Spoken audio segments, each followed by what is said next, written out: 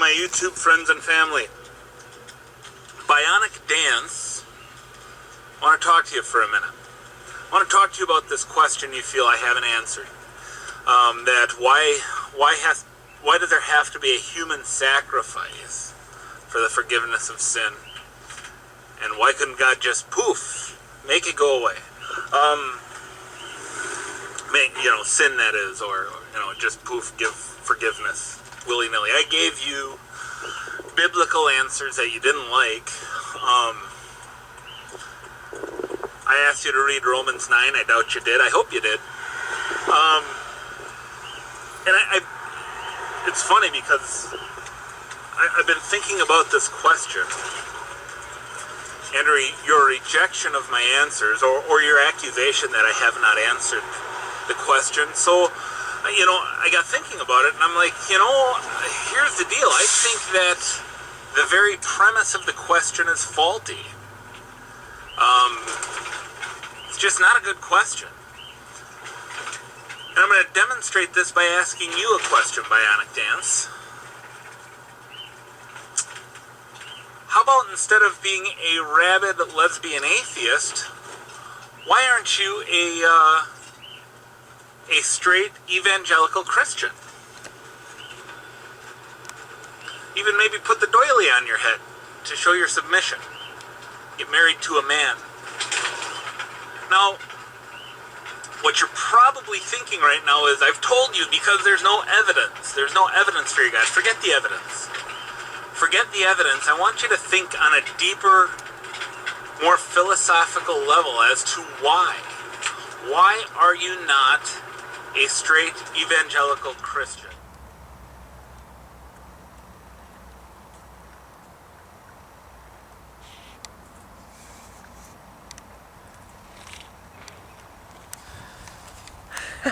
I'm not sure that was actually filming my cat. I hope it was.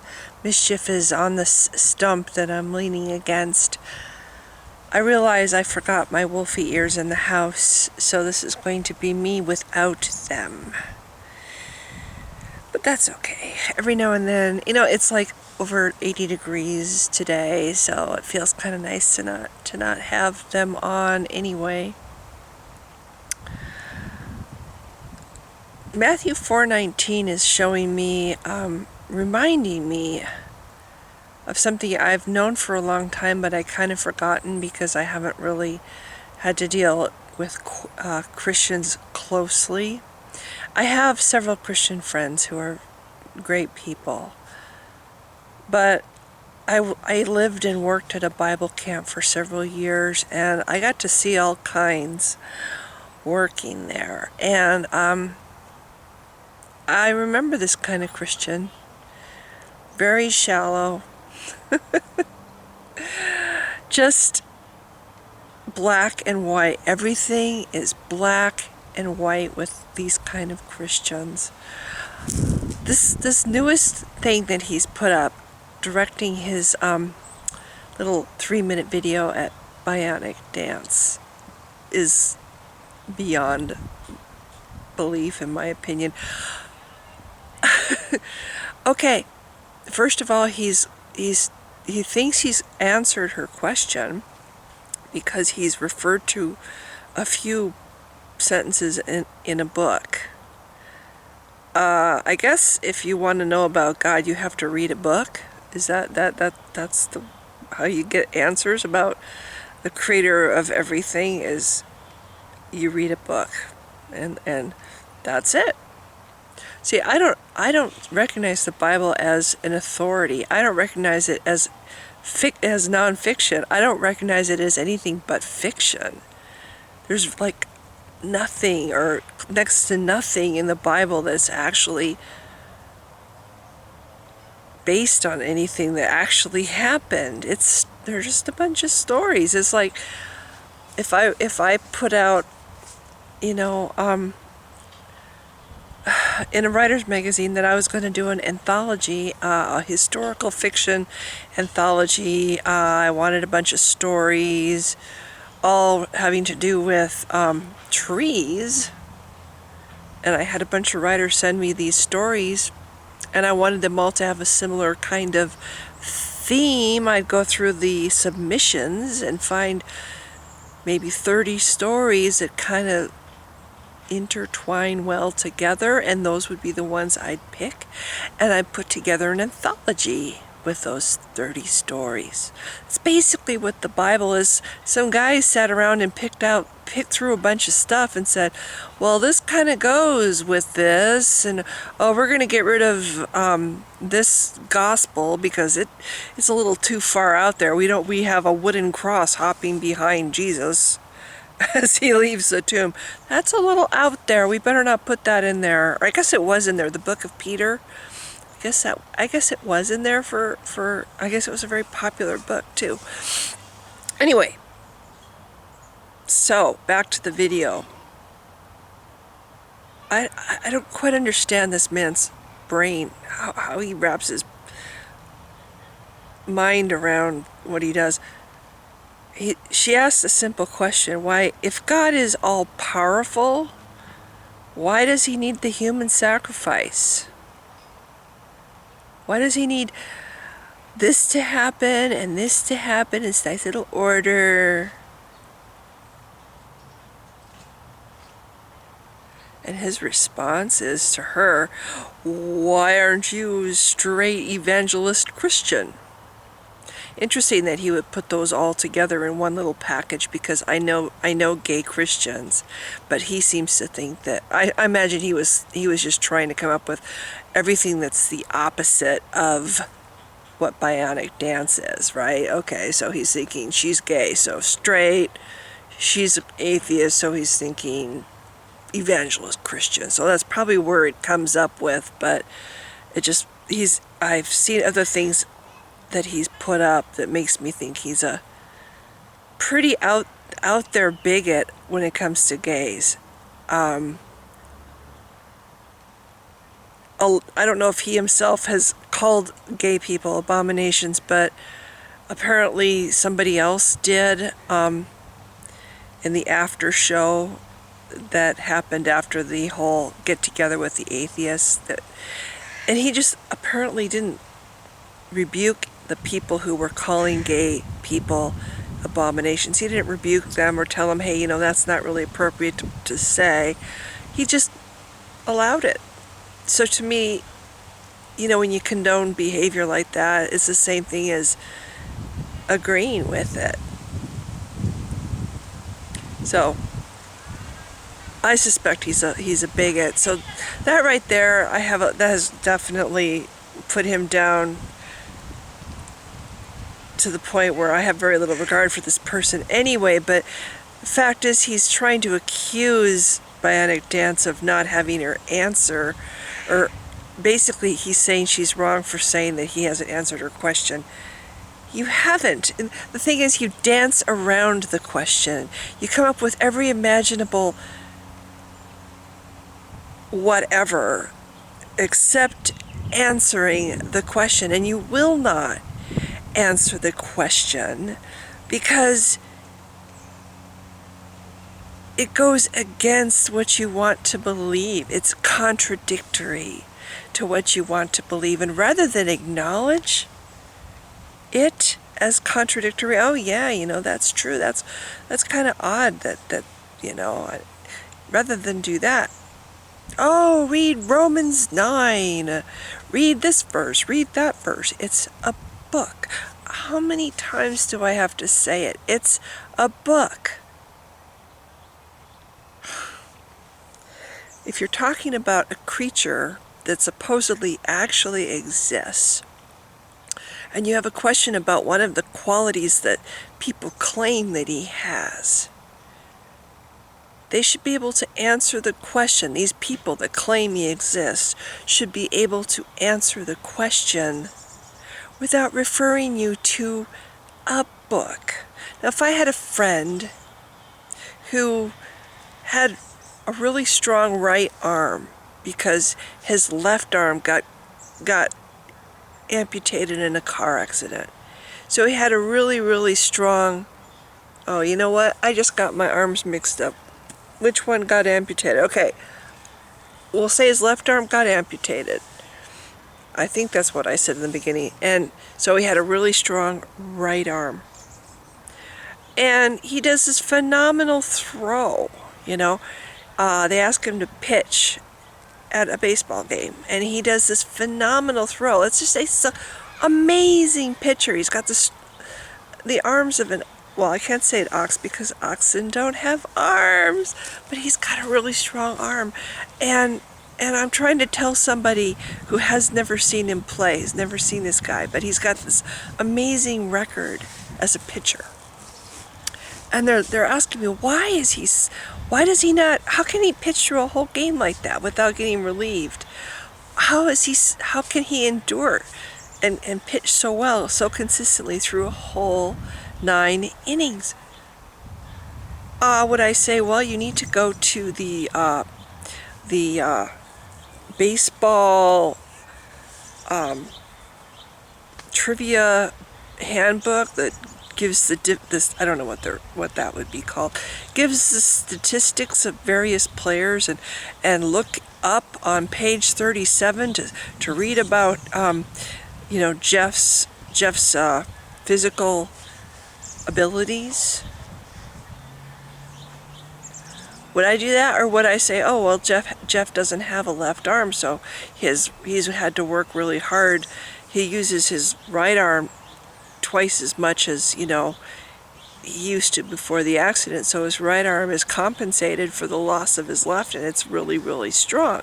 I would say that because I know Jeff. I know him because he's a real person, and it wouldn't even have to be something I'd think about. It'd be like, oh well, it's because he has this he's just got one arm, so he works, his arm's really muscular and very strong, and that's it. I wouldn't say, oh well, you need to read third sentence on page 30. Yeah. And if you have any questions about what that sentence says, you come back to me and I'll help you understand it. It's because Jeff is a real person. Supposedly God is real, according to Christians. He's real. It's not fiction. He's a real entity, and they know him. Oh, it's not just because this book. I have a personal relationship with him. So Bionic Dance has asked a simple question. Well, why does God need a human sacrifice? Which is really very vulgar. That's when you think human sacrifice, I think pagan religions. I think, witchcraft and just evil. When I think human sacrifice, I think cannibalism. I think like the lowest of the lowest evil when I think that. So why is this all-loving God? Not only does he seem to get off on sacrifices in the Bible, including human sacrifices, but he requires a human sacrifice to forgive people. And namely, he sends himself down to die to fill the requirement. Supposedly he's all-powerful. So if he's all-powerful, why does he need anything? Here's the question. Answer it, please. Why does an all-powerful being need anything? Why is there this requirement? If he's all-powerful, and he's merciful, and he's loving, why can't he just forgive somebody who is sorry? Or, for that matter, forgive somebody who didn't do anything wrong. It was something that their great-great-great-great-great-great-great-great-great-great-grandparents supposedly did. So why are they getting blamed for something? Why can't they just be forgiven? They didn't do it. Or, for that matter, if so-and-so asks for forgiveness and gets it, why does the kid come along, that person's child come along, and they're guilty? It's like it's not really that sin isn't really forgiven because you've forgiven it for this generation, but the next generation is just is all sinful again, and they too have to grovel and beg and ask for forgiveness. And this goes on and on and on for generation, whatever. So really, he doesn't forgive sins. It's a requirement that you have to. He's all powerful. Why does he have to have this requirement? Why can't he just forgive? Rift broken, everything's fine. And then he comes back and he says to Bionic Dance, well, let me think about first. He says, forget the evidence. Well, yeah, of course. You know, Christians don't like the whole evidence thing. They just want us to forget all about, what's evidence? Evidence. Let's think more philosophically, shall we? Okay, well, if we're going to do that, let's think about, what comes out in the middle of the night when the moon is full and runs through the woods and eats little children. Werewolves, yeah, werewolves. Let's think philosophically. If we're not going to need evidence or care about evidence, or if evidence is no longer required for us anymore, we can believe whatever we want to. We can choose to believe that Middle Earth is real, and that wizards really exist, and there really is a Sauron, and sky is the limit. If we don't need evidence to believe stuff, if we don't need evidence for things to be real, there's a lot of cool things in this world that are real that I'm kind of psyched about. I was hoping, I wonder if this weekend, I would really love to ride a dragon. I've always wanted to ride a dragon. Big Dragon Riders of Pern fan here. Now that I know that dragons are real, I'm sure that if I look in the yellow pages under riding a dragon, they've got to have stables where you can go rent out a dragon for an hour and just fly it around. Yeah, I'm excited now that I know that evidence isn't really necessary. That opens up a whole bunch of new realms of possibility. So he says to Bionic Dance, forget the evidence, just think philosophically, as if she can't already, or hasn't already, or isn't already.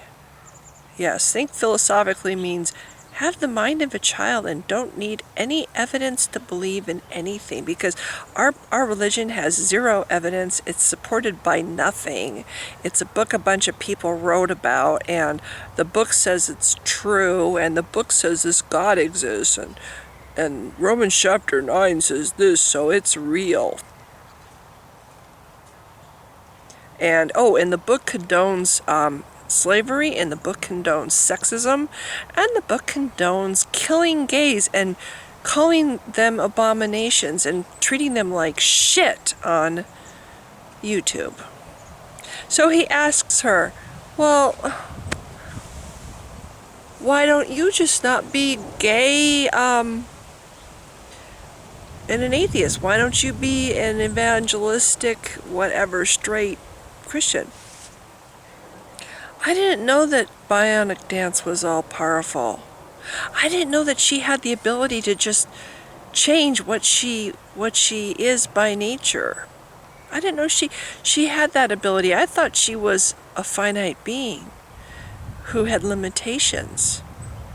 But according to Matthew4Nineteen and his talking to her like this, I guess he must think she's a god, that she's got the ability to just poof, magic herself to be whatever she wants to, and she just chooses to be lesbian, gay, lesbian, gay, same thing, a lesbian atheist. She just chooses, but she could, if she wanted to, just wave a magic wand and be a straight evangelistic Christian. Because he's comparing her to God, who's apparently, the claim is he's an all-powerful, infinite being who can do anything. Nothing is impossible to God. Isn't that how the saying goes? With God, nothing is impossible. He's putting her and God on the same level, comparing them like they're equals. Well, God can't change the way things are, because what he's saying is God does have limits. God is limited in what he can do. He's a limited being. He's limited. Then he's not God. If God can't do something, he's not God. If God needs something like worship and praise and adoration, then he needs something. That means he's not all-powerful, and he's not God. If God changes his mind, which he does in the Bible multiple times, or regrets doing things, he does that in the Bible too multiple times, he's not God. He's an invention of humans. It's in the Bible. God can't smite iron chariots. Does that sound like something that an all-powerful being can't do? No. But if you're a primitive little human, you're going to look at those iron chariots with a hell of a lot of awe and amazement. Ooh, those are made out of iron. Nobody can defeat those. And so you're writing a book about a God. Well, he can't smite iron chariots. It's because the Bible was written by limited mortal human beings who make up this shit, so we can have bigots like Matthew4Nineteen who think evidence is just optional. Oh, you don't really need it. It's a nice luxury. If we had evidence to back Christianity up, we'd be waving it in the air. We'd be slapping it all over everywhere. We would be broadcasting that evidence. But since we don't have any evidence at all, we're just going to go, oh, well, let's just forget the evidence and think philosophically, because that's just as important as evidence. Yes. If I had one side of people over here who had big rocks to throw, and another bunch of people over here that had invisible rocks to throw, and they started having a rock fight, they started chucking rocks at each other, but the rocks over here they're invisible, they're philosophical rocks, but the rocks over here are real rocks. Which side do you think would win? The guys with the real rocks or the guys with the philosophical rocks? Hey, Anyway, so I just think he's about his art. What he said to her in that video is as absurd as it gets. He's comparing a finite being with a God. They say, well, you can't just change your spots, so why do you think God can? You just made your God limited. He just said he can't do everything. And the Bible also agrees with you. This God can't do anything or everything. He needs things. He's jealous. He created all the universe, but he needs little whatever to put to do burnt offerings on an altar to please him. I don't know how any intelligent adult human being can take this religion and look at it objectively and actually think any of it's true. I mean, look at Matthew4:19. He's got to be, in his 40s at least. He's in my ballpark as far as age. And he's driving in his car and he's like, spewing this stuff. Oh my God. Oh, and that's another thing. Because somebody mentioned he preaches at the end of the get-together with the atheists. I had to go watch it. I didn't watch that far into it. I watched about 10 minutes of this hour-long thing because the audio was so crappy in it. I couldn't watch it. So now I'm like, oh, I'm intrigued. So I listened to the end of this video. This was the video that he put together. He had like invited a bunch of atheists to come on and talk to him about atheism. At the end of it, he goes, "Oh, I want you all to have a chance to talk and say final words." So everybody's going, "Oh, well, thank you for having me. I really, this has been interesting." That kind of stuff. Then it gets to be his turn. 10 minutes or close to 10 minutes. It had to be at least 9 minutes of straight hardcore preaching. Like, don't draw breath for 10 minutes preaching. It's like, are you going to draw breath? Are you breathing and talking at the same time somehow? This guy's just going, da, da, da, da, da, da. He's actually gotten, it's clear he's got something written down, and he's not letting anybody get a word in. A couple times people are like, "Hello, you have people that you're supposed to be talking back," and he's just on and on and on and on. Well, da, da, da, da, da, da. Major preaching, totally forgetting that his audience are atheists, showing zero respect for their opinions, zero respect for their comfort level, just blathering on and on about stuff that he knows these people don't believe, don't agree with, and even find offensive. And does he give a rat's ass for his audience? No. Does he show one iota of respect for his audience? No. He basically brought these people in.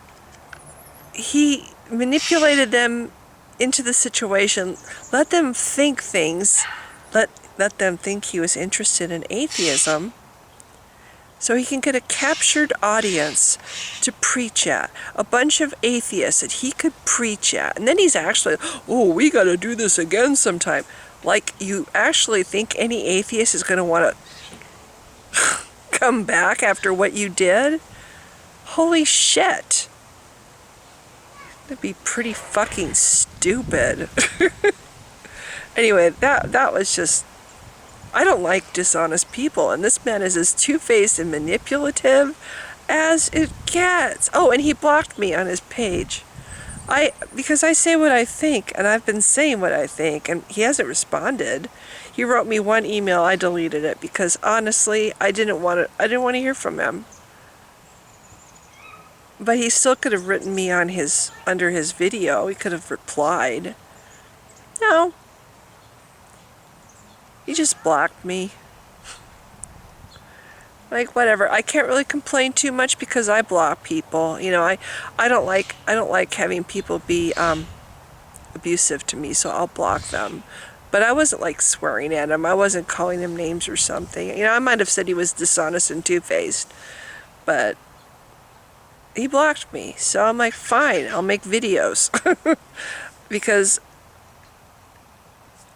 I actually think he's worse than Megasage 007. Megasage 007 is just an old guy who has some weird ideas. This guy, he plays with people. He plays with people. He's two-faced. And people like that are just, dishonest, deceptive. He could be a television evangelist. He could be a faith healer. This is the kind of Christian that will lie through his teeth for Jesus. And his limited God who can't just forgive somebody. He has to sit there and watch somebody suffer. I mean, think about what Abraham went through, taking his son up the mountain to kill him on an altar. And God's sitting back watching, knowing the whole time that he's not going to actually make Abraham go through it. At the very end, he's going to stop Abraham. But he wants to watch Abraham suffer going up this mountain, thinking he's heading toward this altar to slay his son. What a bastard. What a fucking bastard your God is. Matthew4:19.